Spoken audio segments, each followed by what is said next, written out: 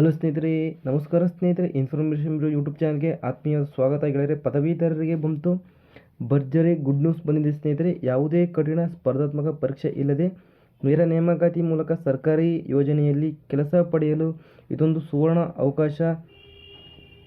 28,000 ರೂಪಾಯಿಗಳವರೆಗೂ monthly salary ಸಿಗ್ತಾ ಹೋಗುತ್ತೆ ನಿಮಗೆ. ಆ ಉದ್ಯೋಗ ಯಾವುದು, ಯಾರೆಲ್ಲ ಅರ್ಜಿ ಸಲ್ಲಿಸಬಹುದು ಎನ್ನುವ ಸಂಪೂರ್ಣ ಮಾಹಿತಿಯನ್ನು ವಿಡಿಯೋದಲ್ಲಿ ತಿಳಿಸಿಕೊಡ್ತಾರೆ ಸ್ನೇಹಿತರೆ. ವಿಡಿಯೋನ ಸ್ಕಿಪ್ ಮಾಡದೆ ಸಂಪೂರ್ಣವಾಗಿ ನೋಡಿ.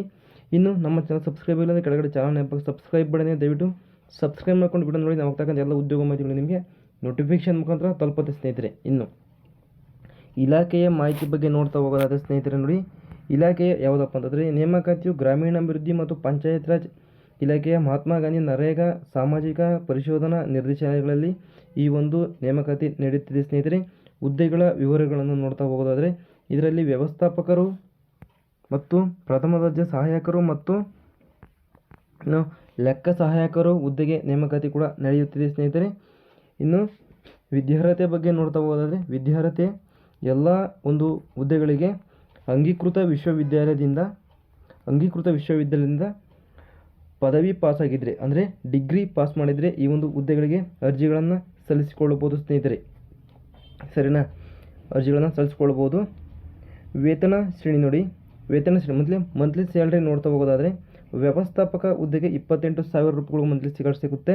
ಇನ್ನು ಉಳಿದ ಹುದ್ದೆಗಳಿಗೆ ಅಂದರೆ ಪ್ರಥಮ ದರ್ಜೆ ಸಹಾಯಕರು, ಇನ್ನು ಲೆಕ್ಕ ಸಹಾಯಕರು ಹುದ್ದೆಗೆ 22,000 ರೂಪಾಯಿಗೂ ಮಂತ್ಲಿ ಸ್ಯಾಲ್ರಿ ಸಿಗ್ತಾ ಹೋಗುತ್ತೆ ಗೆಳೆಯರೆ.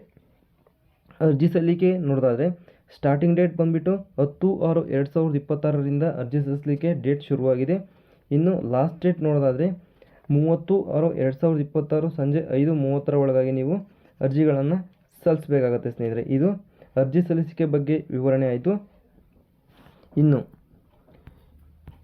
ನೋಡಿ ವಯೋಮಿತಿ ನೋಡಿ, ವಯೋಮಿತಿಗಳನ್ನು ನೋಡ್ತಾ ಹೋಗೋದಾದರೆ ನೇರ ನೇಮಕಾತಿ ಅಭ್ಯರ್ಥಿಗಳಿಗೆ ಕನಿಷ್ಠ 21 ವರ್ಷ, ಗರಿಷ್ಠ 40 ವರ್ಷ ಆಗಿರಬೇಕು. ಇದು ವ್ಯವಸ್ಥಾಪಕರಿಗೆ. ಪ್ರಥಮ ದರ್ಜೆ ಸಹಾಯಕರಿಗೆ 40 ವರ್ಷಗಳು, ಸರ್ಕಾರಿ ಸೇವೆಯಿಂದ ನಿವೃತ್ತರಾದವರಿಗೆ 62 ವರ್ಷಗಳು. ಇನ್ನು ಲೆಕ್ಕ ಸಹಾಯಕರಿಗೆ 40 ವರ್ಷಗಳ ವಯೋಮಿತಿಯನ್ನು ಇಲ್ಲಿ ನೀಡಿದ್ದಾರೆ ಗೆಳೆಯರೆ. ಇನ್ನು ಅರ್ಜಿ ಸಲ್ಲಿಸಬೇಕಾದ ವಿಳಾಸ ನೋಡಿ, ನಿರ್ದೇಶಕರು ಸಾಮಾಜಿಕ ಪರಿಶೋಧನಾ ನಿರ್ದೇಶನಾಲಯ, 1ನೇ ಮಹಡಿ, ಅಭಯ ಕಾಂಪ್ಲೆಕ್ಸ್, ಕೊಳಗೇರಿ ಅಭಿವೃದ್ಧಿ ಮಂಡಳಿ ಕಟ್ಟಡ, ಬೆಂಗಳೂರು, ಶೇಷಾದ್ರಿಪುರಂ, ಬೆಂಗಳೂರು. ಅಥವಾ ವೆಬ್ಸೈಟ್ನಲ್ಲಿ ಹೋಗಿ ನೀವು http://SCID-karnataka.government.in ಸಲ್ಲಿಸ್ಬೋದು.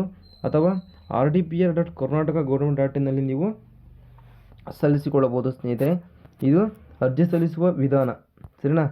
ಇನ್ನು ಅರ್ಜಿಗಳ ಜೊತೆಗೆ ಈ ಕೆಳಗಂಡ ಸ್ವಯಂ ದೃಢೀಕರಣ ಪತ್ರಗಳನ್ನು ಲಗತ್ತಿಸುವುದು. SSLC ಜನ್ಮ ದಿನಾಂಕ, SSLC ದಿನಾಂಕ ಮತ್ತು SSLC ಅಂಕಪಟ್ಟಿ, ವಿದ್ಯಾರ್ಹತೆ ಕುರಿತು ದೃಢೀಕರಣ ದಾಖಲಾತಿ ಪತ್ರಗಳು, ಅನುಭವಕ್ಕೆ ಸಂಬಂಧಿಸಿದ ದೃಢೀಕರಣ ಪತ್ರಗಳು, ಇಷ್ಟು ಲಗತ್ತಿಸಬೇಕಾದ ಪ್ರತಿಗಳು ಸ್ನೇಹಿತರೆ. ಸರಿನಾ? ಇನ್ನು ಅರ್ಜಿಗಳನ್ನು ನೋಡ್ತಾ ಹೋದರೆ ಯಾವ ರೀತಿಯಪ್ಪ ಇರುತ್ತೆ ಅರ್ಜಿಗಳು ಅಂತಂದರೆ, ಅರ್ಜಿದಾರರ ಹೆಸರು, ಹುಟ್ಟಿದ ದಿನಾಂಕ, ಅಂಗೀಕೃತ ವಿಷಯದಿಂದ ಪದವಿ, ಕಂಪ್ಯೂಟರ್ ಬಳಕೆ ಜ್ಞಾನ ಇದ್ದರೆ ಅದನ್ನು ಹಾಕ್ಬೋದು. ಅಂಚೆ ವಿಳಾಸ ನೋಡಿ, ಸ್ಥಿರ ದೂರವಾಣಿ ಮತ್ತು ಮೊಬೈಲ್ ಸಂಖ್ಯೆ ಹಾಕ್ಬೋದು. ದೈಹಿಕ ಸಾಮರ್ಥ್ಯ, ಆಕ್ಷೇಪಣೆಗಳು, ಅಲ್ಲಿ ನಿರ್ವಹಿಸುತ್ತಿರುವ ಉದ್ಯೋಗದ ವಿವರಗಳನ್ನು ಕೂಡ ನೀವು ಇಲ್ಲಿ ಫಿಲ್ ಮಾಡ್ಬೋದು ಸ್ನೇಹಿತರೆ. ಇಷ್ಟು ಹುದ್ದೆಯ ವಿವರಗಳು ಆಗಿರುತ್ತೆ ಗೆಳೆಯರೆ. ಇಷ್ಟು ಇವತ್ತು ಹುದ್ದೆಯ ಬಗ್ಗೆ ವಿವರಗಳು ಮುಕ್ತಾಯಗೊಂಡಿದೆ. ಇಷ್ಟು ಇವತ್ತು ಹುದ್ದೆಯ ಬಗ್ಗೆ ಸಂಪೂರ್ಣವಾದ ಮಾಹಿತಿ ಗೆಳೆಯರೆ. ಈ ವಿಡಿಯೋ ಇಷ್ಟವಾದರೆ ಲೈಕ್ ಮಾಡಿ. ಇದೇ ಥರದ ಉದ್ಯೋಗ ಮಾಹಿತಿಗಳು ಕನ್ನಡದಲ್ಲಿ ಬೇಕು ಅಂತಂದರೆ ನಮ್ಮ ಚಾನಲ್ ಸಬ್ಸ್ಕ್ರೈಬ್ ಆಗಿದ್ರೆ ಕೆಳಗಡೆ ಚಾನಲ್ ನೆನಪು ಸಬ್ಸ್ಕ್ರೈಬ್ ಬಟನ್ ಇದೆ, ಸಬ್ಸ್ಕ್ರೈಬ್ ಮಾಡ್ಕೊಳ್ಳಿ. ಇದು ಯಾವುದೇ ರೀತಿ ಸರ್ಕಾರಿ ಹುದ್ದೆ ಅಲ್ಲ, ಬದಲಾಗಿ ಗುತ್ತಿಗೆ ಆಧಾರಿತ ನೇಮಕಾತಿಯಾಗಿದೆ.